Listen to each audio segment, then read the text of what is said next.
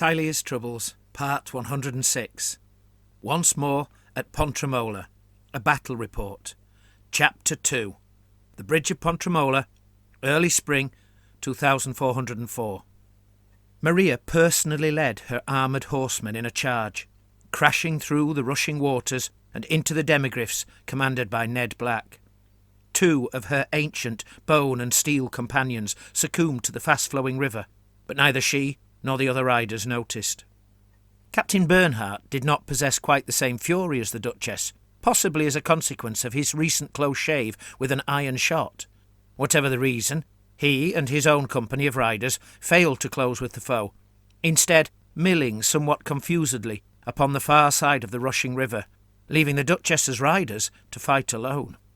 Biagino, atop the slowly moving Carroccio, commanded his congregation of warriors to advance as best and as fast as they could, and of course they obliged, drawing close to the river and the still intact bridge.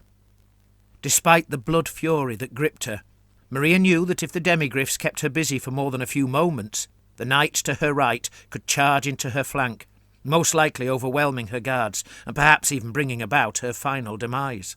And so she summoned up a little company of zombies, made of the corpses still lying beneath the river mud from the last battle, and willed them to place themselves in such a way as to distract the knights, at least for a little while. Keen to defeat the massive foe as soon as possible, the vampire Duchess employed more magic to make her own attacks even more dangerous, conjuring dance macabre to invigorate herself and her riders.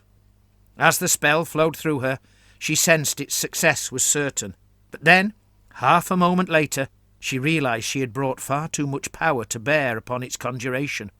Several etheric eddies now crashed like waves against each other, multiplying in strength exponentially to burst outwards. One of the enemy's demigryphs was hit hard by the burning surge and perished immediately, as did 4 of Maria's own riders. Maria scowled, for she too was scalded badly. Biagino gathered what few remaining wisps of the etheric breeze he could, hoping to drive his servants dancing en masse over the bridge and the river, but the enemy's wizard, Hakim, found it easy to unwind the spell, having little else to distract him. And so it was, just as Maria's nimble blade commenced its deadly labours, she found herself with only a handful of companions. Nevertheless, her lust for battle remained so strong that she made straight for Lord Black, knowing he was a commander, and intending to make him pay dearly for the damage already done to her servants, and, perhaps more importantly, to her pride. Catching Lord Black's eye, Maria befuddled him with the power of her mesmeric glare, and in the first flush of the ensuing struggle, her sword twice bit deep into his ferocious mount, spattering gobbets of blood to besmear the beast's feathery hide. As she drew the blade back in satisfaction, however, making ready for another bout of swordplay, she found that she herself had been cut in return, and that beside her 2 more of her riders had fallen, while, despite the blood, the demigryphs had in truth merely been grazed. Lord Black's voice was loud and clear as he shouted, "Deus imperate omnes!" And as his demigryph reared and roared in response to his will, Maria felt uncertainty, for the first time in a long time. It was a foul, yet familiar feeling she remembered from life. Until this moment, however, it had had no place in her undeath. Her progeny, Biagino and Captain Bernhardt, sensed her discomfort. What with Biagino stranded upon his almost wrecked Carroccio whilst failing in his conjurations, and Bernhardt floundering with his warriors at the riverbank, they both, in their own particular ways, shared Maria's doubt. Along the defences near the bridge, it was becoming clear that whatever missiles were thrown at the shambling hordes, and however many of the mob the river carried away, a veritable throng of zombies would remain to assault the defences. Yet, at the same time, every man and dwarf there fancied his chances against such visibly clumsy and awkward foes.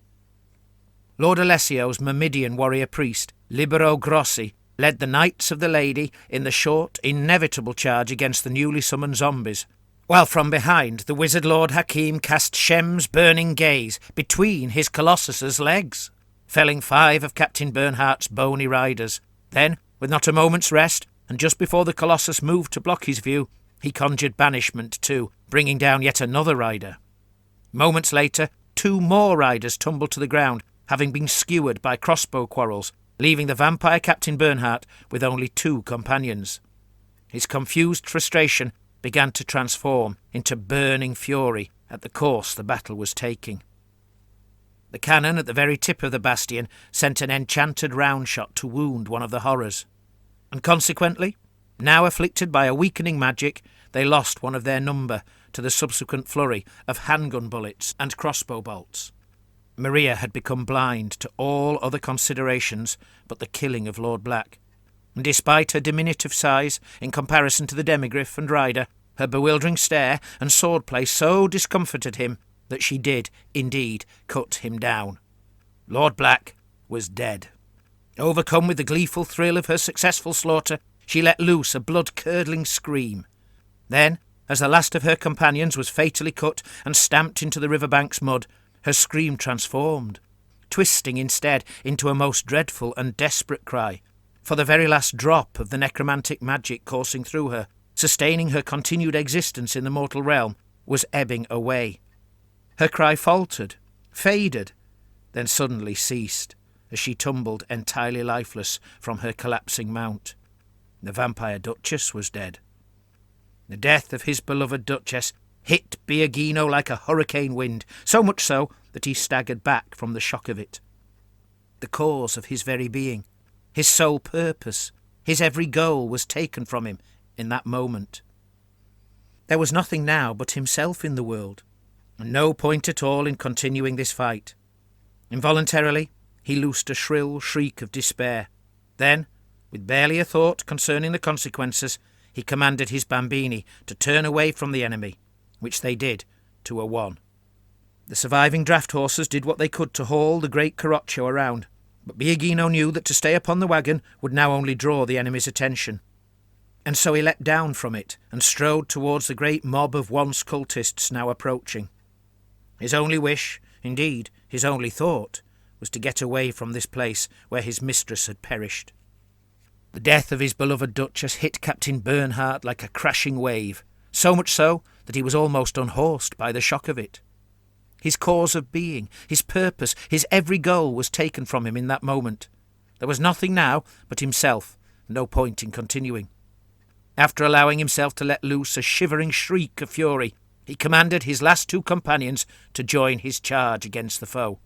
Splashing through the river, he made directly for the demigryphs. His only wish, indeed his only thought, was to slay those who had killed his mistress. The necromancer Safiro had not obeyed the Duchess out of anything akin to the fierce love felt by her vampiric progeny, but rather a fearful respect, and saw no reason to avenge her death, as did the vampire captain. Besides, he could see Biagino's Church of Nagash was already departing the field of battle. Apart from the direwolves, who had been commanded by Bernhardt to join him in the charge, Safiro was able to take control of every remaining part of Maria's army, turning them about to begin moving away from the river. As they did so, several skeletons and zombies collapsed, for Safiro's will, being to the Duchess's will as a dusty law book would be to a long and barbed whip, and so much less commanding in its magical sting, was insufficient to hold every one of them in this world. Even some of the direwolves loping beside the captain fell to the sudden diminishment of magic, while another was washed away by the river. As he drew near to his bambini, Biagino's grief lifted just enough for him to notice that they were moving away in a manner not one iota different to that which they had entered the field. The Duchess's death, victory, defeat, advance or retreat, all was the same to them. There was a clarity to this, and in that moment Biagino realised that he had, in his terrible loss, been released. His bambini were his, just as they were before, but now he too belonged to himself.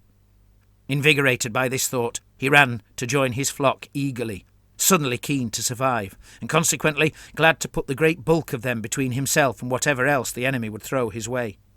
Upon entering among the cavorting corpse cultists, he tried again to cast Dance Macabre. This time, much to his surprise, his spell was successful. "Is this how things will be?" he thought, "now that I am my own master?" As both his flocks of bambini began their magically induced dash, he allowed himself to be carried along with them, and with every step he took, his sense of liberation grew, marred only by a novel and growing resentment of his past enthralment to the Duchess. As Bernhardt and the demigryphs fought against each other, at first evenly matched, the Colossus strode across the river, unaccompanied, for to a man, Portomaggiore's captains and soldiers had no desire to risk their lives in the rushing waters. The wizard Hakim, sharing their reluctance, was nevertheless keen to do what harm he could to the retreating enemy, and knew his servile construct was a means of doing so. Lord Alessio, as yet unaware of the Duchess's demise, was astonished by the enemy's sudden reversal. Watching from behind the bridge's defences, he remembered the short-lived fight in the necropolis valley of Norocchia. It dawned on him that they must have received a deadly blow, for it had been just such a blow that had sent them running that time. "They run!" he cried, throwing his hand up in surprise. "Yet again, they run!" When he caught sight of the Colossus stomping out to the right, he supposed that the whole line must be retreating, once again attempting to evade his grasp. How many times would he have to fight them? How much further north would he be forced to march? Whatever the case, he intended to do what harm he could. If any thought to make a stand, or try some last counterattack, then good, he would finish them. "Sea-wolves, march on!" he boomed, and those in the front ranks began to push over the barricade. The wizard Lord Hakim, watching as the enemy's brutish zombies attempted to escape, angrily summoned up Shem's burning gaze to fell one of the blue-skinned hulks and badly burn another. But his anger had got the better of him, as invisible, etheric energies coiled contrarily around him, uncontrolled and uncontrollable. As they dissipated, spilling across the seam between the mortal and etheric realms, they snatched away part of Hakim's mind. His anger vanished, as did his knowledge of the spell, and for a moment he stood, stunned, wide-eyed and strangely empty of thoughts, like a child caught in a dreamy reverie. The Morite priest, Antonello, and the spearmen standing with him all failed entirely to notice Hakim's quiet discomfort, for they were transfixed by the sight of the enemy's withdrawal. An iron round-shot shattered the last of the Carroccio's draft horses, ensuring it could not leave the field. Several of the more devout amongst that flank of the army, especially those whose prayers favoured more, were elated, for now the waggon could be recaptured, and either purified or burned. It mattered not which, only that it would no longer be defiled. When the mounted men-at-arms of the Blackguard and the Knights of the Lady both turned to face the enemy engaged with the demigryphs, they discovered that their assistance was not needed. The last of the skeletal riders, the vampire Captain Bernhardt, and all but one of the wolves had fallen to the monstrous talons and sharp blades of the last demigryph. The undead Bernhardt had been undone, for now he was truly dead. The skeletal regiment reformed to face the Colossus, while Safiro turned to make his own way off the field. Smelling a trap, the Colossus lurched off to one side, remaining close enough to cast magic, but not so close as to allow the warriors to swarm it. Spotting its chance, it strode between the two mobs, the better to see the fleeing necromancer. Both cannons fired at the undead brutes, but their gunners overcompensated for the range and sent their shots overhead. As the archpriest Biagino and his church of Nagash were disappearing from sight, Safiro suddenly stopped, thinking he might improve his chances of escape by resurrecting some of the brutes who had fallen earlier. His ensuing spell, however, was weak, and so easily dispelled by Hakim, despite the living wizard's addled state of mind. When the ground shook, Safiro suddenly realised just how close he was to the Colossus. Cursing his decision to linger, he suddenly sensed magic being directed at him by the giant construct. Despite his growing panic, he managed to dispel it. Yet his relief was short-lived, for the Colossus also conjured a burning gaze. The etheric heat that now engulfed Safiro was so strong that for a moment his very bones could be seen as his threadbare robes disintegrated and his blotched flesh burned away. Then, in the next moment, even his bones were gone. As the now rudderless skeletons floundered, their ranks beginning to splinter and scatter, as did their very bones, and as the zombies staggered and stumbled over each other in confusion, the corpse cart and the last of the crypt horrors fled from the field, to join in the wake of the Church of Nagash.